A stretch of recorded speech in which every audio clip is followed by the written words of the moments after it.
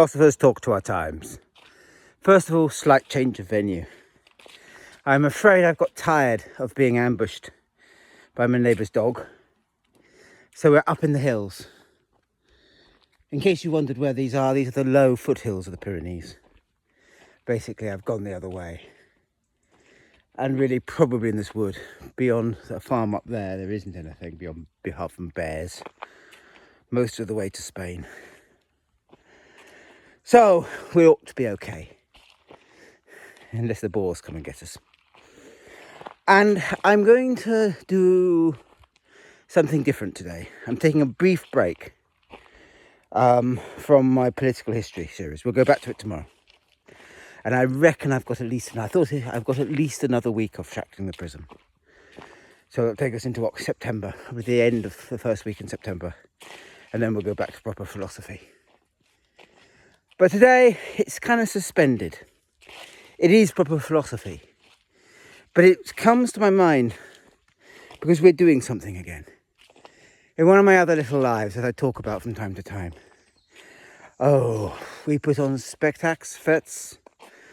We used to work in festivals in England as a small production company. Or specialise in walks. I mean, Halloween walks. And what we will do is, working as storytellers, take a story, tell you the story, and then break a detail out of the story into real life. Certainly we're doing that again, 31st of October, so Halloween. And it reminded me of what a perfect vignette in understanding Deleuze storytelling is, and the composition of storytelling. But beyond that, or at least exactly the same as that, I think it gives you a way of thinking about what it actually is to think. And in a world where people want to artificialise intelligence and render all our thinking artificial, I find it useful, but not vital to remember. Now, before I go on, I don't think I'm claiming this is the only way to think. I don't think so. In fact, I think I'm not. But I am claiming it is a very powerful way to think. Thinking as a storyteller does. And a very creative way to think. And one that you always have to allow for. So, for instance, at the moment, I am rewriting the history of these hills. We're going to tell a story that we're going to set absolutely firmly here, in the Ariège. And the story has one or two little legends about here, but not very many. And I've parachuted in people who probably could have been here, like Roland and Oliver from the Chanson. So, Charlemagne. Because, well, why not? And make them responsible for local phenomena. But the main history is just a stock storytelling, with, in fact, it's got not a triple, but a four-way plus one structure. So standardly in storytelling, there's a triple structure or a triple plus one. So something happens 3 times and then the charm breaks it. At the moment, as it stands, I'm going to have something happen 4 times and the charm breaks it. Oh, if you get curious about what the story looks like, on the same hashtag as this, which will be probably Returning the Fawn, practice notes, I will put the story and other things, like the monsters I'm building and how I build them.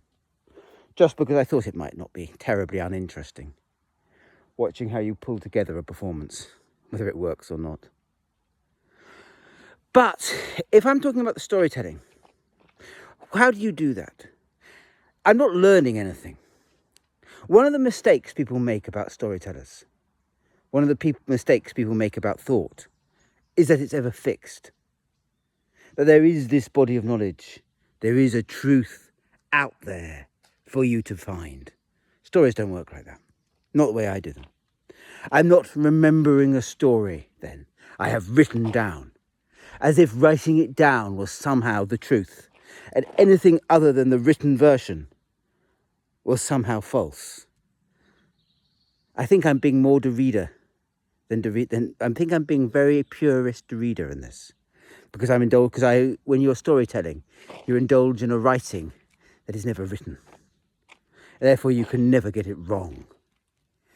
On the contrary, I might have said before in the channel, when you're storytelling, composition, memory, performance, rehearsal, and actually doing the show are all exactly the same process. There is no difference between them. Each time you tell the story, it is different. Each time you're making it up as much as you are remembering it, and the two go very, very close together. Each time you're imagining an audience before it, and you are changing as you tell the story to how the audience is reacting. Each time you're reinventing the tradition, so that there is literally within oral history no difference between lying and telling the truth. There is no right and no wrong. It is beyond all good and evil. It is an act of repetition. An act of repetition that is complicated because it follows, by and large, a Deleuzian threefold structure.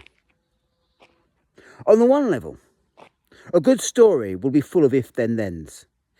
But those are very staid and, predictable. Now, let me explain. A good story, most storytelling stories have various structures that you just pull off the shelf and various actions that you put off the shelf.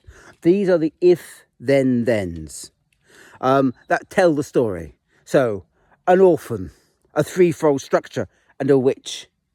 And you already can half write the story yourself. Because the story writes itself from the if-then-thens. But on a meta level, the if-then-thens match the story together. One of the strange things about storytelling, and I find it genuinely strange, is that actually the plot doesn't matter terribly much because the other repetitions matter more.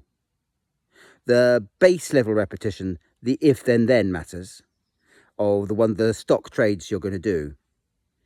But the actual story itself, whether it makes sense in the end, doesn't matter much. Most of the great folk tales don't matter much. Their overall plot doesn't matter. They're not master storytellers in the way we understand written storytelling, where everything has to somehow tie together, but there has to be a story that makes some kind of sense. In a sense, although you use one sort of if-then-thens, the tripod structure, which we've all got in our heads anyway, with storytelling, the second if-then-then of overall plot isn't particularly necessary.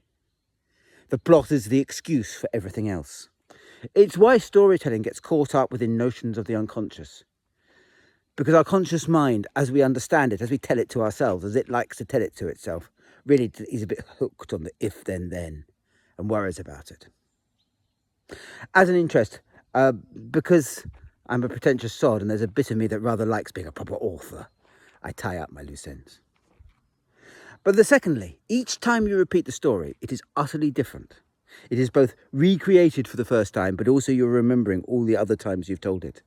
And this works actually on the level of composition. So I will tell the detail and I will remember how I did it last time. And I'll work out which one is better, which one I'm preferring. But also, if I miss a detail, which happens very, very often when you're storytelling, you will have to think about how I will tell it later. How it will repeat. How it will happen at another time. Who will say it and how. You can see it in Homer. The Odyssey is not told in a logical manner. Not as if you were a modern author.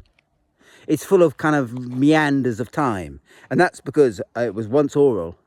And some arse has forgotten it. And has to retell it in a slightly different order at a different time. It happens all the time when you're storytelling. And that's the glory of the and structure. Each time you repeat it, you change it. Sometimes willfully, sometimes unwillfully, but you remember how you've changed it. And you create an entire retinue of memory, an entire set of variations, of ways you have done this story. Which means that when you're performing it for real, if real really exists, which it doesn't, you can literally play those chords because you know different ways you could tell the story, and you can actually play with the different ways you can tell the story. It creates an and structure where the very act of retelling it, recomposing it, becomes enormously creative. The past is not something stuck in your brain. It is something you are endlessly taking out and restitching, reworking, making otherwise. Finally, all good storytelling is eruptive. That's very often when you are telling a story, you suddenly, and you can do it when you're doing it in front of an audience as well, which can be complicated. You will get a different way you could tell the story, a different way you could repeat it to yourself, a different way it has opened up, a different way to open it up, to shift it. Often it's very little. Very little words can increase and create huge amounts of moral ambiguity. In the story I'm currently rehearsing, I want you not to be able to, I present somebody as a hero, but I fiddle with the words. It's why I have so much problems telling in French. My French isn't good enough. Because I will, in English, subtly change the use of my words, and I'll work on it a lot. And what I'm doing with that is I'm changing the way the story works. So I'm changing the sentiment. So you're not at all sure who the hero is. And indeed, the hero will shift as the story goes. So the person you thought it is and the story has told around, the if then presents a paladin as a hero. By the end, you're thinking he really isn't a hero. Not at all, but you're then not sure who is, because it radically decenters the entire story and opens it up to endless possibility. Done right, it should shift the way you understand the dark building under the wood, because it is that kind of folk story. It should change how you understand birdsong, done right, a little bit. Not greatly, it's not a great work of art, it's just a little folk story, but a bit. And that's because of the way you use the language, the way in retelling it, you can open it up differently. The way you use the repetitive structure and you variegate the repetitive structure so people know that something is coming, something is changing. You change the language ever so slightly as your dark precursor for the shift that you hope will happen. It's a complicated and I always find endlessly fascinating process because it's elaborate. It's like embroidery. You go through and you restitch and you restitch and you restitch. I endlessly practice motifs and different ways I could be saying them, different ways I could think them. And I understand them sometimes, I suppose, like a theme in an opera. And for me, good storytelling is dry opera. It should feel like you're going to an opera, have something of that epic quality, that repetition that is always slightly open, where the same tune can repeat it again and again and again, and gradually it shifts and changes, or doesn't resolve until the very end. And when it does resolve, it doesn't resolve how you think it ought to have resolved. And for me, that is surely a way in which we think. The point about thinking as a storyteller is that it is enormously creative. There is no right and no wrong on it, but more than that, there is no shortest way of doing it. I don't think, I must just learn this story and then we're done because then I know it and we're okay. So I just better learn it. Poppycock. Absolute poppycock. Any form of thinking that confuses the quickest way of doing things with thinking has already lost the plot of what thinking is. Thinking is the detour. It is the repetition, the not getting it right, and the inhabiting of the not getting it right. Because that is what changes knowledge into something alive, something to be thought through, to be made the world made different. Now, I don't know about algorithms. I don't care about them enough. It seems to me from outside that the modern algorithms of artificial thinking are about using a model that presents in the most efficient way facts. Brilliant. Actually, I think that's wonderful. For those who can't read or those who want to have facts presented in the most efficient way, I'm sure it is terribly useful. And for disciplines such as maths, where you need to do that, I'm sure it's pivotal. But storytelling always represents a totally different genre, because the entire game of storytelling is to tell the story in the least efficient way possible, with the most number of variations, with the most number of ways you can pull the story otherwise, the most deliberately ambiguous open language, the richest language that you can get, a language that you want in the end to be like the forest, so rich that it overwhelms you, and so that the repetition changes what you are doing. For me, that's what good storytelling and good storytellers always do. They enrich, they change the language. They give you a way of thinking about repetition, thinking about the way how you kind of know how the story is going, and yet you still want to resolve the end. And then you kind of know that you don't know how it's going because the if then thens have been pulled in some different direction. They may say something different. I don't know, if I'm honest with you. No, I do know. I know that for me, if I have to write it down, I kill it. I'm going to be honest about it. That bit of me is very anti-Derridian. I have a nightmare that I won't be able to translate the story I'm going to do into French that I'm comfortable with, and I'll have to let somebody else tell it. And somebody else will certainly want to learn it. And that means I'll have to write it down in English, it'll have to be translated into French, and they will learn it. It will still be a wonderful story. But it won't be alive. It won't be story told. It won't be a storyteller as the storyteller experiences it. And for me, that is the bit that's thinking. That's the bit that makes the entire job exciting. That, in spite of the fact I spend my life looking after a fairly differently able partner, deep in rural France, in the woods and in the caves, keeps me excited, keeps me going, keeps my brain on and active, keeps life worthwhile. Because in the end, you have stories, and you have the way they can make you redream who and what you could be.